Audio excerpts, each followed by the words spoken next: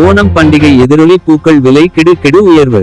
ஓணம் பண்டிகை ஒட்டி தமிழகத்தில் பூக்களின் விலை கடுமையாக உயர்ந்துள்ளது. நேற்று கிலோ 1500க்கு விற்ற மல்லிகை இன்று 2500 விற்கப்படுகிறது. மேலும் கனகாம்பரம் 100 மல்லி 1300க்கு விற்பனையாகிறது. அரளிப்பூ ரூபாய் 80 செண்டு மல்லி ரூபாய் 70 சாமந்திப்பூ 120 சம்பங்கி பூ ரூபாய் உள்ளிட்ட பூக்கள் இன்று 10 முதல் 20 வரை விலை அதிகரித்து உள்ளது. பூக்களின் வரத்து குறைந்ததால் விலை அதிகரித்ததாக வியாபாரிகள் கூறியுள்ளனர்.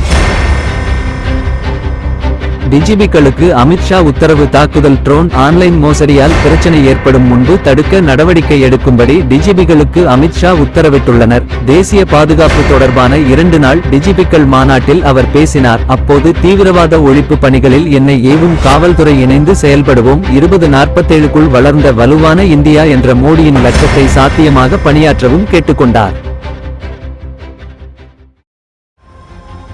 அண்ணா பிறந்தநாள் முதல்வர் மரியாதை. அண்ணாவின் 116வது பிறந்தநாள் தினத்தை ஒட்டி வள்ளுவர் கோட்டத்தில் உள்ள அவரது சிலைக்கு முதல்வர் ஸ்டாலின் மாலை அணிவித்து மரியாதை செய்தார். இந்த நிகழ்ச்சியில் அமைச்சர்கள் துரைமுருகன், ஏவா வேலு, சேகர்பாபு, கனிமொழி, எம்பிஆர் ராஜா உள்ளிட்ட கட்சி நிர்வாகிகள் கலந்து கொண்டனர். இதனை ஒட்டி ஏராளமான திமுக தொண்டர்கள் அங்கு குவிந்ததால் காவலர்கள் போக்குவரத்து ஒழுங்குபடுத்தினர்.